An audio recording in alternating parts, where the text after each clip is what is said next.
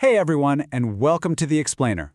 Today, we are going to tackle one of the biggest, scariest hurdles in any research project, that first step.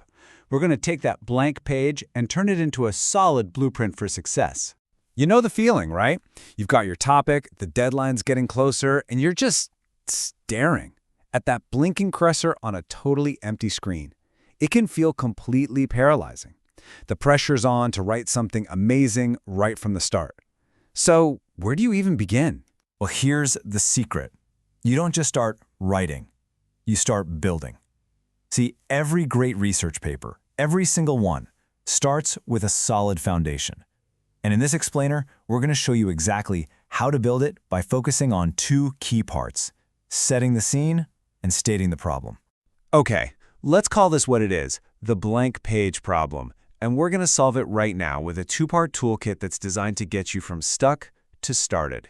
First up in the toolkit, setting the scene. This is your research background. It's the what and the where of your paper.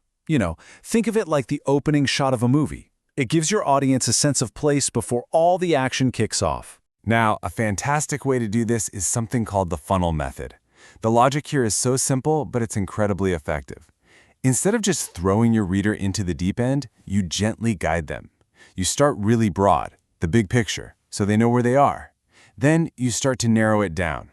You define your key terms, you establish the specific context, and then, bam, you land right on your specific focus. It's a journey, and you're the guide. So, to make sure you've got everything, here's a quick little checklist. Ask yourself, have I introduced all the key terms from my title? Am I defining those concepts with good, solid sources? Am I backing up everything I say with references? And finally, have I given my reader the context, the who, what, where, when? If you can say yes to all of these, your foundation is going to be rock solid. Okay, theory's one thing, but let's make this real. The source material we're looking at gives us a great example to play with, the topic of cheating in exams. Let's see how all this stuff actually works in practice. And this is just perfect, because it shows you where research really begins. Before the writers could even think about their paper, they had to figure out if there was a problem to begin with. So they just asked teachers a simple, direct question in a little preliminary study. This isn't some grand thesis statement, not yet. It's the spark. It's what proves the research is worth doing in the first place. All right, you've set the scene. Now it's time for the most important part, stating the problem. If the background was the what and where, this is the why. This is the part where you convince your reader that your research absolutely has to exist.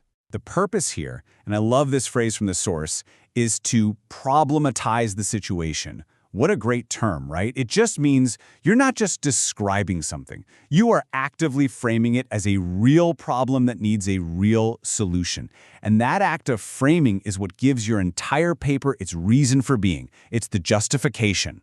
But you can't just say something is a problem. You have to prove it, right? So how do you do that? Well, you've got two main paths you can take. You can do what they did in the cheating example and conduct a little preliminary study of your own, a few short interviews, a quick questionnaire, or you can stand on the shoulders of giants and refer to existing studies that have already proven the problem is real. And that's exactly what happened here. By actually talking to teachers and getting their honest feedback, the researchers could show, with evidence, that cheating wasn't just some idea they had. It was a real issue. That initial data became the hard proof, the justification for everything that came next. So, let's pull all this together. What we've just talked about, the background and the problem statement, these aren't just boring intro sections you have to get through. No way. They are the actual architectural plans for your entire paper. They're your research blueprint. It really is that simple. Your background sets the stage, and your problem statement gives the reason for the show. Put them together, and you have your blueprint. Every single thing you write after this, your lit review, your methods, your results, it's all going to point back to this foundation. This is what keeps you on track from that first word to the very last. Which brings us to the final and most important question, the one I want you to take with you. You're not staring at a blank page anymore. You have the tools, you have the blueprint. So the question for you is this: what problem will your research solve?